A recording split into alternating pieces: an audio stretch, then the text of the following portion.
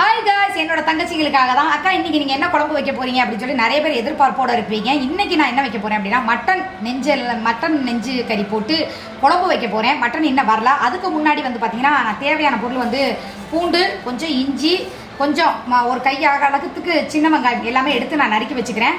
Mutton எப்படி செய்கிறேன் அப்படிங்கிறத லைவ்ல காட்டுறேன். நீங்கள் இன்னும் சமைக்கல அப்படின்னா மட்டன் குழம்பு செய்ய விருப்பம் இருந்தால் நீங்கள் உடனே போய் மட்டன் வாங்கிட்டு ரெடி பண்ணிவிட்டு இஞ்சி, பூண்டு, சின்ன வெங்காயம் எல்லாத்தையும் தொளிச்சிட்டு ரெடியாக இருங்க. கண்டிப்பாக நான் லைவில் வந்து உங்களுக்கு மட்டன் குழம்பு வச்சு காட்டுறேன்.